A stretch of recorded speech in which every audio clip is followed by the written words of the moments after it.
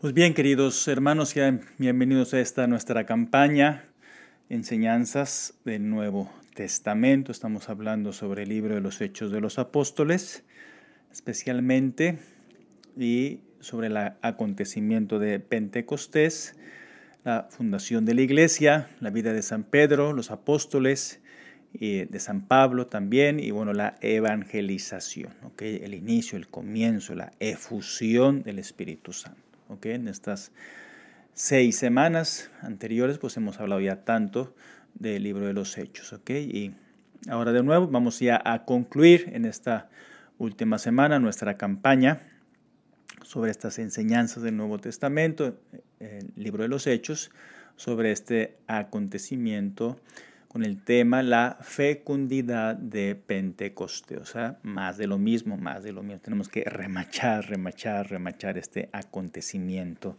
de Pentecostés, esta fecundidad, esta acción del Espíritu Santo, ¿no?, en la vida de los apóstoles y claro, también en nuestras vidas, que es importante que el Espíritu Santo me transforme, me queme, me llene, me deje iluminar, me deje transformar, me deje sanar, tocar por esta presencia del Espíritu Santo en mi vida. Las enseñanzas anteriores sobre el Espíritu Santo tenidas hasta hoy están muy ligadas sobre este acontecimiento de Pentecostés. Hemos podido ver que desde el día en que los apóstoles reunidos en el cenáculo de Jerusalén fueron llenos del Espíritu Santo, ya lo hemos repetido hasta el cansancio, Hechos 2:4, tuvo inicio un proceso a través de varias etapas descritas en el libro de los Hechos de los Apóstoles, como muestra la acción del Espíritu Santo, el otro Paráclito prometido por Jesús, Juan 14:16, y que vino a dar cumplimiento a la obra salvífica. ¿Okay? Él permanece siempre, el Dios escondido, invisible, y a pesar de ello los apóstoles tienen la plena conciencia de que es precisamente Él quien actúa en ellos y en la iglesia. Es Él quien los guía, es Él quien les da la fuerza para ser testigos de Cristo crucificado y resucitado, hasta el martirio, como en el caso del diácono Esteban. Es Él quien les señala el camino hacia los hombres. Es Él quien por medio de ellos convierte a cuantos abren su corazón a su acción. Entonces, de nuevo, ahí está, convierte el corazón, convierte nuestras vidas si nos dejamos transformar, guiar, iluminar por el Espíritu Santo. El individuo que posee al Espíritu Santo es una persona totalmente cambiada, una persona transformada.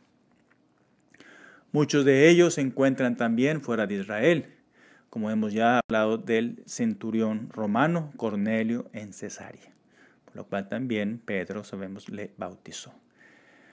En Antioquía y en otros lugares se multiplican y el Pentecostés de Jerusalén se difunde ampliamente y alcanza poco a poco a los hombres y a todas las comunidades humanas. Se puede decir que en todo este proceso descrito en el libro de los Hechos se ve realizarse el anuncio dado por Cristo a Pedro. Con ocasión de la pesca milagrosa, no temas.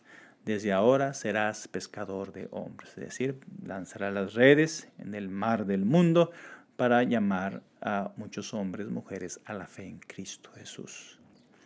Aquella abundancia podía muy bien significar los abundantes frutos del ministerio apostólico que el Espíritu Santo produciría mediante la acción de Pedro y de los demás apóstoles, como Jesús lo había anunciado ya la víspera de su pasión.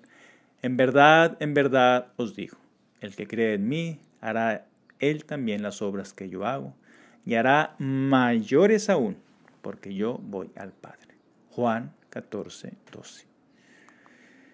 Ciertamente, no solo las palabras humanas de los apóstoles consistían la fuente de aquella abundancia, sino también el Espíritu Santo que actuaba directamente en los corazones y en las conciencias de los hombres. Del Espíritu Santo provenía esta fecundidad espiritual de la misión apostólica. ¿Okay? El Espíritu Santo provenía toda la fecundidad, toda la acción de los apóstoles, el Espíritu Santo. Por eso se le llama los Hechos de los Apóstoles el Espíritu Santo, la obra del Espíritu Santo, libro de los Hechos. También en el libro de los Hechos se anota el progresivo ensanchamiento del círculo de aquellos que creían y se adherían a la iglesia, a veces dando su número y a veces hablando de ellos de una forma más genérica. Así, a propósito de cuánto sucedió el día de Pentecostés en Jerusalén, leemos: aquel día se les unieron unas 3,000 almas. Así nomás, chiquitín, rapidito, 3,000, paz, rápido, ¡pum! Hechos 2:41. Después del segundo discurso de Pedro, nos informan que muchos de los que oyeron la palabra creyeron y el número de hombres llegó a unos 5,000. Ay, no más, otros 5,000, el Espíritu Santo. Ahí está, número bueno. Primero 3,000, pum, luego 5,000, pum, así va creciendo, porque es el Espíritu Santo el que hace la obra de la conversión, de la santificación de los hombres. Lucas quiere subrayar este incremento numérico de los creyentes, sobre el que insiste también a continuación. Da nuevas cifras. La palabra de Dios iba creciendo. En Jerusalén se multiplicó considerablemente el número de los discípulos y una multitud de sacerdotes iba aceptando la fe. Hechos 6:7. Entonces vemos ahí de nuevo, se va acrecentando el número, la fecundidad. Naturalmente, lo que más importa no es el número, que podría hacer pensar en conversiones en masa. En realidad, Lucas subraya el hecho de la relación de los convertidos con Dios. El Señor agregaba cada día a la comunidad a los que se habían de salvar. Pues ya el Señor estaba echando ojo. Ya sabía quién sí, quién no, quién por acá y quién por allá. Entonces, claro, el Señor pues tiene su plan, tiene su obra. Y bueno, pues tenemos que salvarnos. ¿Y cómo nos vamos a salvar? Dejándonos guiar, dejándonos abrir, iluminar nuestro corazón, nuestra vida, nuestra familia por el Espíritu Santo. Los creyentes cada vez en mayor número se adherían al Señor. Una multitud, hombres, mujeres. Sin embargo, el número tiene su importancia como prueba o signo de esta fecundidad que proviene de Dios. Por eso Lucas nos da a conocer multiplicarse los discípulos. Es el motivo por el que fueron escogidos 7 diáconos. Nos dice también que la iglesia crecía. En otro pasaje nos informa de que una considerable multitud se agregó al Señor. Y además las iglesias se afianzaban en la fe y crecían en número de día en día. Entonces, Hechos 9:31, Hechos 11:24, Hechos 16:5. Bueno, crecía, se agregaba, se multiplicaba. Bueno, pues ahí está la fecundidad del Espíritu Santo. Crecía el número de día en día. En este incremento numérico y espiritual del Espíritu Santo se dejaba reconocer como el Paráclito anunciado por Cristo. De hecho, Lucas nos dice que las iglesias estaban llenas de la consolación del Espíritu Santo. Esta consolación no abandona a los testigos y a los confesores de Cristo en medio de persecuciones, dificultades de la evangelización. Sabemos la persecución de Pablo y Bernabé en Antioquía de Pisidia, fueron expulsados. Esto no le quita su entusiasmo, su celo apostólico. Sacudieron el polvo de los pies y se fueron a Iconio. Y dice, los discípulos quedaron llenos de gozo y del Espíritu Santo. De nuevo, ahí está, ¿verdad? Si cierran la puerta, pues córrele para tocar otra, ¿verdad? Por eso se sacudaron el polvo de los pies y ahí nos vemos. Dijo, si no quieres, no quieres, yo me voy. Así lo hicieron ellos. Este gozo proviene del Espíritu Santo que da fuerza a los apóstoles y a los discípulos en las pruebas, puesto que sin desanimarse sigan llevando por todas partes este mensaje de salvación. El Espíritu Santo es pues una persona muy activa en la vida del creyente. Puede hacer más significativa y provechosa tu vida llenándola de goces que ni te habías imaginado.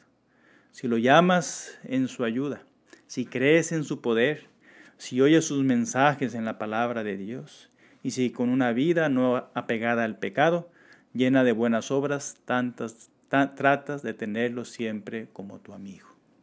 Bueno, pues ahí está la invitación de nuevo para dejarnos guiar, iluminar, fecundar, transformar, que esa fecundidad del Espíritu Santo llene nuestra vida especialmente, como los apóstoles.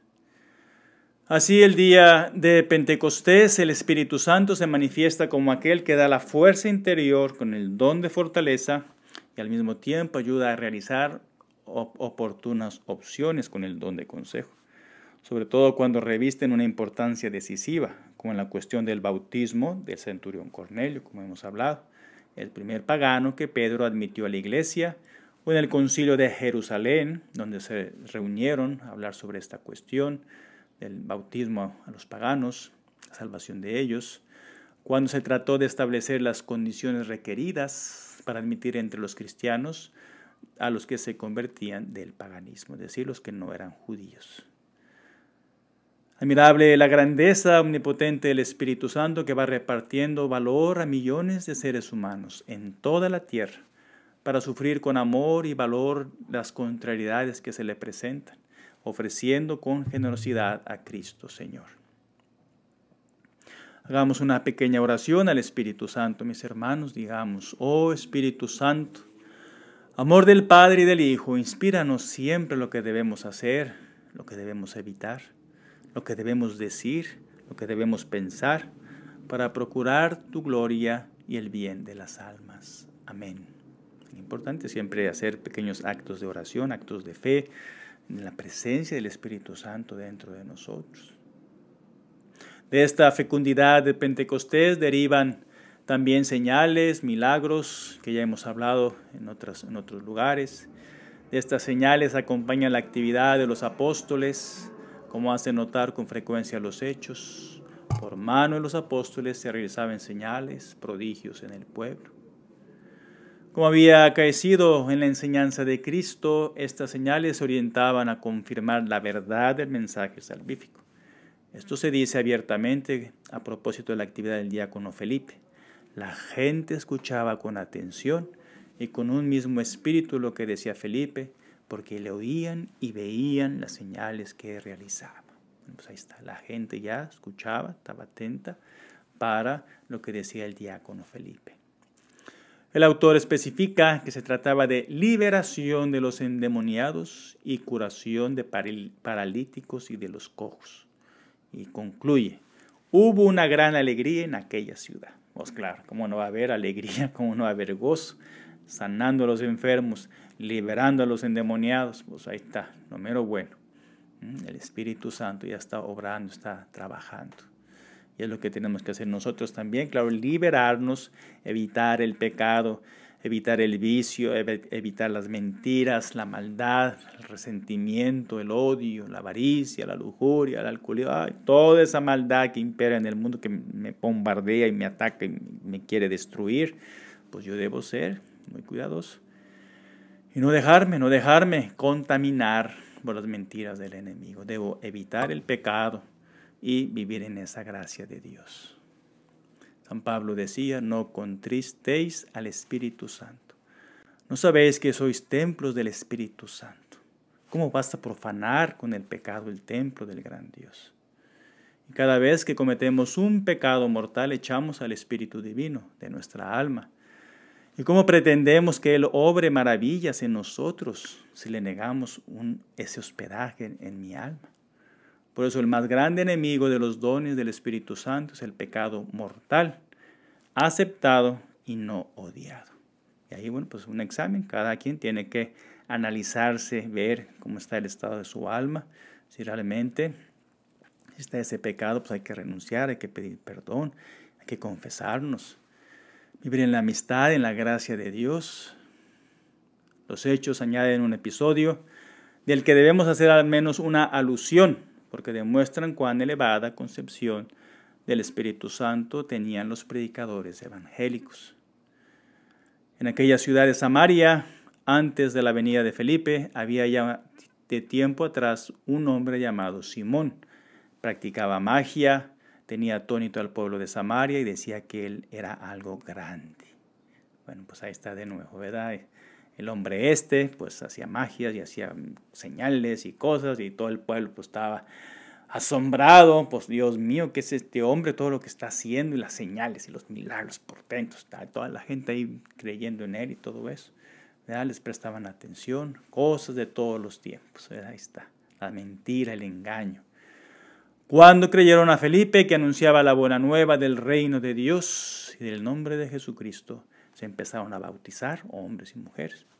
Hasta el mismo Simón creyó, y una vez bautizado no se apartaba de Felipe. Ahí estaba el mago, ¿verdad? Ya está cerca de Felipe, se le está acercando, ya está ahí con él, atónito, viendo las señales, viendo los milagros, y las liberaciones, y los endemoniados, y las curaciones, y ahí estaba aquí con la corona, menos viendo toda aquella cosa.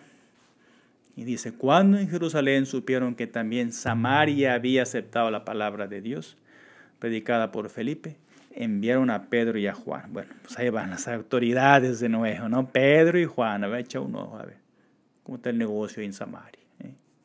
Bajaron, oraron, recibieron el Espíritu Santo, y entonces, pues ahí comienzan ellos a imponer las manos y recibían el Espíritu Santo y las señales, Pedro, Juan y todo eso.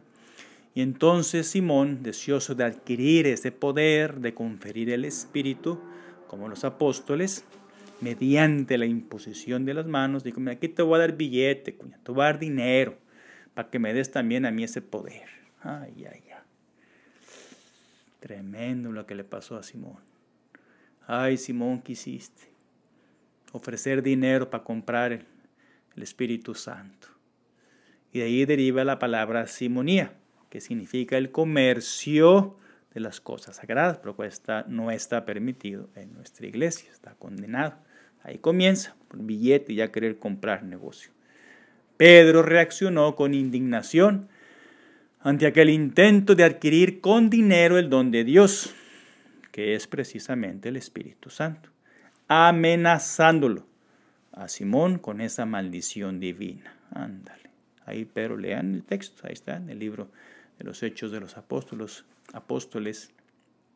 ¿verdad? Como él quiere comprar y Pedro lo reprende y le dice que no está bien, que se arrepienta, que se vaya al infierno con su dinero, que no sirve para nada.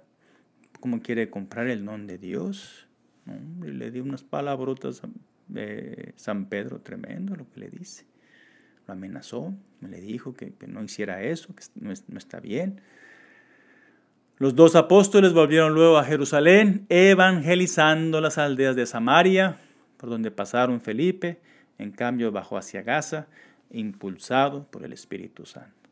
Se acercó un funcionario, la reina de Etiopía, pasaba por el camino en su carro, le anunció la buena nueva de Jesús y así siguió el bautismo. ¿Okay? Consiguió el bautismo. Sabemos ya ese pasaje de esa reina de Etiopía y pues ahí ese funcionario de la reina de Etiopía pues recibió el bautismo de Felipe. Y luego Felipe saliendo del agua, el Espíritu del Señor arrebató a Felipe. Hechos 8:39. ¿Okay? Vemos eso. No quiero hablar más en detalle, pero eso fue lo que pasó. Después de eso, Felipe pues anunciaba, predicaba el mensaje de Jesús.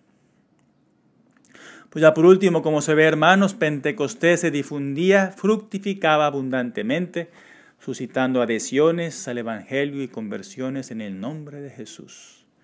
Nosotros enviamos al cielo nuestra oración y nuestra fe, y Jesucristo nos responde enviándonos al Espíritu Santo y sus dones. Cuando me llega el miedo a condenarme, cuando mis muchos pecados, me consuelo pensando, espero que sí me salvaré. Porque si Dios no hubiera decidido salvarme, no me habría enviado al Espíritu Santo, dice San Juan Crisóstomo. Claro, con nuestra oración, nuestra fe, pues Dios responde dándonos al Consolador, dándonos al abogado, al defensor. Los Hechos de los Apóstoles son la historia del cumplimiento de la promesa de Cristo, es decir, que el Espíritu Santo mandado por Él debía descender sobre los discípulos y realizar su obra, terminada su jornada de trabajo, concluida con la noche de la muerte, volviera al Padre. Pues bien, en esta segunda fase de la obra redentora de Cristo comienza con Pentecostés. ¿Cuál es mi respuesta a esta invitación del Espíritu Santo? Pues bien, ahí está el mensaje, ahí está la invitación en toda esta campaña enseñanzas del Nuevo Testamento, en esta campaña sobre el libro de los Hechos de los Apóstoles, sobre San Pedro, sobre los apóstoles, los discípulos, María, Pablo, Bernabé, Felipe, hombres como nosotros, que se dejaron sanar, dejaron tocar, dejaron transformar por el Espíritu Santo, para que también yo, a lo largo de mi vida, pues pueda ser ese enviado, pueda ser ese siervo bueno y fiel, obediente a lo que Dios me pide, que realmente abra mi corazón, ensanche más mi mente, mi alma, mi ser, a la presencia del Espíritu Santo en mi vida. Y claro, ya por el bautismo lo tengo, ya por la confirmación lo tengo, ya por el sacramento del matrimonio lo tengo. En cada comunión recibo la gracia de Dios, la amistad de Dios. Pues ahí está ese tesoro que todos llevamos dentro, que el Espíritu Santo nos defienda, nos consuele, nos fortalezca en nuestro caminar y así podamos pues llegar a esa patria eterna en el cielo, como lo hizo con los apóstoles, los discípulos. Pues concluyo, mis hermanos, dándoles la bendición. Pues derrama Jesús esta bendición sobre estos hijos tuyos, especialmente para que envíe sobre ellos tu fuerza, tu gracia, tu paz, tu consuelo, tu amor, el Espíritu Santo. Si están tristes, que les des alegría. Si tienen miedo, pues les des seguridad. Si les falta el amor, pues enciendas en ellos tu amor, tu presencia. Si tienen sentimientos de tristeza o de miedo, de dolor, de cualquier tribulación que estén pasando, envía tu consuelo a sus vidas, a sus almas y llénalos, replétalos con tu amor, con tu paz, con tu bendición, especialmente sus corazones, sus familias, sus hogares. Y yo los bendigo en el nombre del Padre, y del Hijo, y del Espíritu Santo. Amén.